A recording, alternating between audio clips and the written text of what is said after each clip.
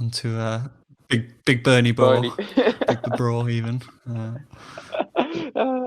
I was trying that, yeah. So Will, again, you do politics. You're a I big am a Bernie big fan, are Bernie you not? fan. Burnley. I thought you supported Sunderland.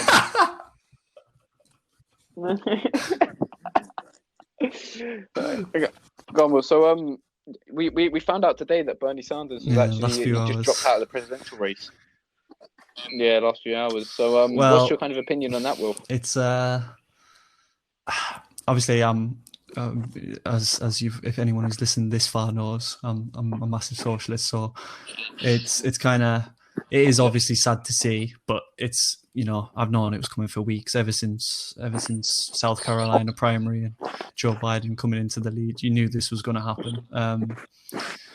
And I think there's conversations to be had about the strategy that he employed in terms of, you know, preaching revolution, and kind of saying this is what we need to do to radically transform the country and take on the corrupt establishment. But then at the same time, he turns around and he calls Joe Biden his good friend, and he refused to take the conversation to the gutter.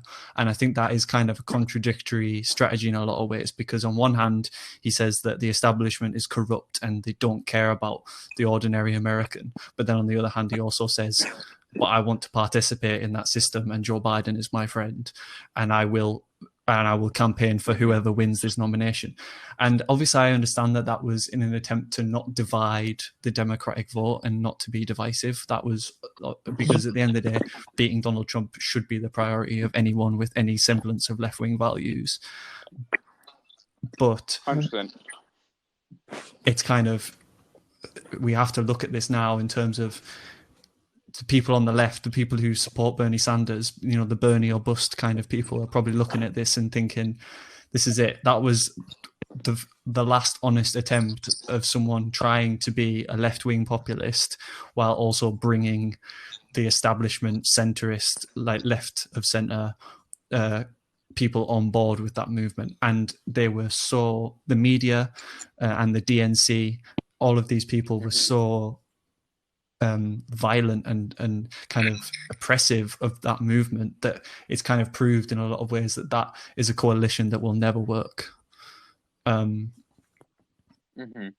makes sense, but the same way as what we were talking about before, where it's hard because at least he's making the steps to talk about this revolution, but it's what we were saying before. You can't go from 0 to 100. You have to be able to take the steps necessary to go for it. And as much as I agree with a lot of what, like, for example, like Jeremy Corbyn said, he was too far on the other side of the spectrum for actually kind of make the change needed to occur. And it's the same with Bernie. I feel like America is too much of a right-wing country for it to kind of flip over to Bernie's ideas and views. If you get what I mean, it has to be the. I think if you look at the individual policies and you look at the kind of the popularity of those policies within America, you look at, you know, public attitudes of not partisan, if you're not asking people about politics, but you're asking them individual questions like, do you support a public healthcare system like Medicare for all, universal healthcare?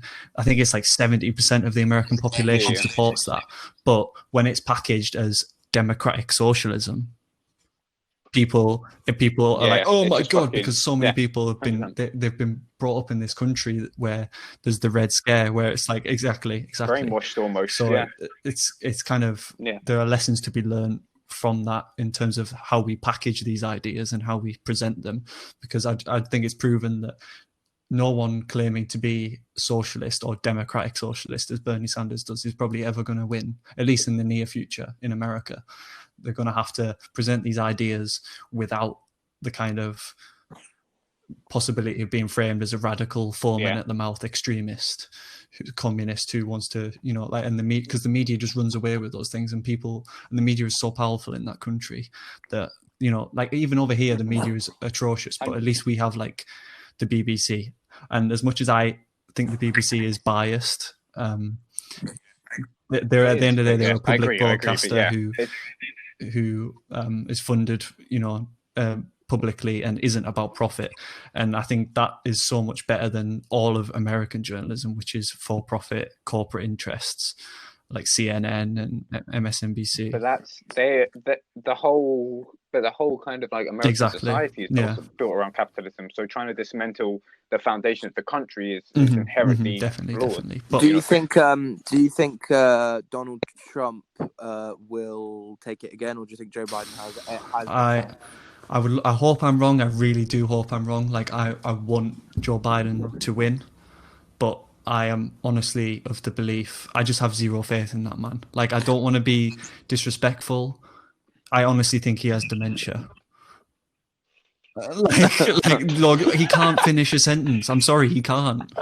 Like, I haven't studied it enough. But honestly, I'll send you some videos after this. But there's so many incidents. I'll send you so you can attach them if people want to see that kind of thing. I'm sure there's a compilation. But like, why do you think it is that no one, no one doesn't seem like anyone can step up to Trump?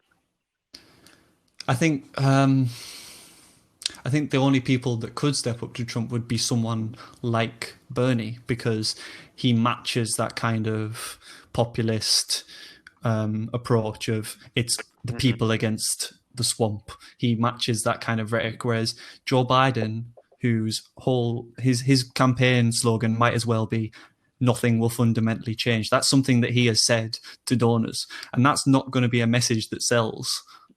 That's not going to be a message that's going to inspire people to be like, yeah, let's go and beat Donald Trump. Nothing will fundamentally change. Like, how is that going to inspire anyone? It's just not. Yeah, it almost flips onto the other side where at least they look at Trump and they're like, look, he knows what he's talking about. He's talking about specific things and pushing it forward. And that's the thing what Bernie was. You knew what Bernie's policies were. You knew what kind of guy he was. So he gave Bernie gave up because he lost South Carolina. Well, it's complicated. He hasn't actually given up. So this is the specifics. He has suspended his campaign, but he will still be on the ballot in all remaining primaries. So people can still vote for him, which means that he can still collect delegates. So I don't know if you two know how the Democratic nomination works. But so basically, you have primaries, which is an election in every state, and depending on the vote share you get that each candidate gets, they get a percentage of the delegates from that state. So for each state, depending on how many people there are in that state, there's a certain amount of delegates. So like big states like California have a lot of delegates, and Texas have a lot of delegates, whereas someone like Iowa has a small number of delegates. And for the first sort of 7 states, I think also it was probably about, I'm not exactly sure the numbers, Bernie was in the lead. And then it got to, and people are counting Joe Biden out. People are like, it's either going to be Bernie or it's going to be, do you remember Pete Buttigieg? You might not even know who he is. Yeah, but he literally, people saying it was going to be Bernie or Buttigieg. And I fell for that. I was so certain that it was going to be, and I was certain that Bernie would beat Buttigieg in that instance. I was completely counting Joe Biden out, because in the first few states he came like 5th. He didn't even come like 2nd or 3rd. He came 5th out of the nominations, which is just crazy. But then because that, he completely avoided media scrutiny for the first 2 or 3 weeks of the race, and then all of a sudden, South Carolina was just the one state where he was putting all of his funding. He spent so much money on ads. And the thing is, because he was Obama's vice president, he has a lot of supporters from the older African American community in these southern states. And that's where South Carolina is. So all of a sudden, overnight, Joe Biden goes from like 5th place to 1st, because South Carolina is one of the first big states. And he's just avoided scrutiny from the media for the last like 3 weeks. No one was even talking about him. It was either Buttigieg or Bernie. Which shows how corrupt the media is, because it can kind of flip the whole kind of like political debate almost to be able to go completely on its head. And that's the thing, the media, especially in America, where you're surrounded by your own little community of people. If you're saying you're from certain areas of, if you say you're from like Texas or Kentucky or whatever it is, if you say you're from a specific area, you get associated with that, and then you get built within the area in which it is, if you get what I mean. So there's like certain aspects and traits that you start to pick up, and you can see it when you kind of talk to people from certain states in America. When they talk to people from certain states in America, all the media is the same, all the people are talking about the same thing, and it makes people believe that that's the right way to think, even if it's stuff like they get Hitler quotes and then they get Trump quotes and then say they hit the quote and say it was Trump. And of course, it happens on both sides. But this is the thing with Biden against Trump now. It's crazy, but Donald Trump could honestly, his strategy might be, especially now that the coronavirus is happening and he has like a reason to do it, he might actually try and outflank Joe Biden from the left to try and win over people like Bernie Sanders supporters. He might, because if you look at his proposed bills to tackle the coronavirus crisis, in a lot of ways it's quite similar to what's happening over here. You've got a right-wing conservative government who is proposing these crazy like funding for like stuff like, for example, there's a £500 billion proposal going through Congress at the minute, proposed by Trump, which is to provide universal basic income for the next few months. Universal basic income. That is a socialist idea through and through. And Donald Trump might be about to take complete control of that and say that that was his thing. And that would be $3,000 per person for the next few months. So he might just give all American citizens $3,000, which is crazy. Which would sway a lot of people as well, because it'll be like, and it's saying what you're saying, because it's the thoughts and ideas without the baggage of because what people don't Donald Trump's in. not being like, so Donald Trump's not saying, "Oh, I'm a democratic socialist," or "This is socialism." He's not saying any of that. So people aren't going to have these ideas connected to it. As far as they're concerned, there's Donald Trump, who is a nationalist and America first, and is just caring for his citizens. That's the way he's going to frame it. And you've got stuff like he's put a ban on bank foreclosures for Americans paying mortgages. He's put a moratorium on evictions to sort of help people who are renting. All of these little individual things are gonna, and then meanwhile you've got Joe Biden on the other hand, who literally a few weeks ago, when asked in an interview, said, someone said, if Bernie Sanders in the Senate manages to get a bill through that is Medicare for all, what will you do? And he said he would veto it. Joe Biden said he would veto Medicare for all. Meanwhile, you've got Donald Trump saying that you've got Donald Trump saying it's unfair that so many Americans are uninsured, and is looking to expand Medicare. Sounds like Donald Trump's trying to be the man of the people these days. And that's the thing. As long as Joe Biden is the Democratic nominee, it's not even that hard. Whereas if Bernie was the nominee, Bernie would be like, yeah, bring it on, do that. Please flank your way to the left. I'll just go even further left. You can't outflank a democratic socialist from the left, but you can outflank a corporate centrist Democrat like Joe Biden. Yeah, no, I understand where you're coming from. Yeah, totally. But saying that, I'm just thinking about it in terms of, will Bernie be able to run for the next election? 78 already.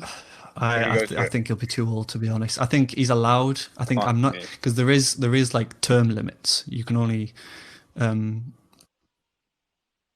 I thought you can only run twice for president. But I think if you're unsuccessful, maybe that doesn't count. I'm not exactly sure of the specifics. You can run like 3 times, isn't it? Wasn't that yeah, maybe. I think might be. I'm not exactly sure of the specifics on that one, but for example, in the Donald Trump tweeted in the last few hours. He said, "Bernie Sanders is out. Thank you to Elizabeth Warren. If not for her, Bernie would have won almost every single state on Super Tuesday. This just ended like the Democrats and the DNC wanted. Same as crooked Hillary fiasco. The Bernie people should come to the Republican Party. Trade." Mate, it literally, do you know what it feels like? It literally feels like when Palpatine killed Mace Windu. It's and then he was like, "There's been an attack on my life. Please give me like ultimate power." Yeah. Like, it's actually fucking ridiculous. Like, he's managed to, God knows how God knows why Bernie Sanders is out, but it's like Trump's like, I can put my feet up now. Doesn't matter. Like, I've won. Man, I personally can't see Biden beating Trump. Nah, I mean, neither, I will happily, if I am wrong in a few months' time, I will come back to this and be like, thank God. But I'm saying this now, and I'm going to come back to it in November after the election. If it is Biden v. Trump, with tears Trump in your will eyes, beat him. mate. Is that November this year? Yeah. Yeah, November this year. Crazy. I mean, unless it's like suspended with the virus and everything, but I bet it's really difficult for play out. I bet they've got to think of like innovative ways of being, campaigning and stuff now, because obviously they can't do mass gatherings. I bet loads of Instagram lives and stuff like that. Yeah, definitely. Well, Bernie was having these crazy massive rallies every week before all this happened. Like, so much of his momentum came from, bringing people out and bringing thousands of people into convention centers and. Exactly. So everyone Joe Biden isn't building crowds of thousands. No one cares.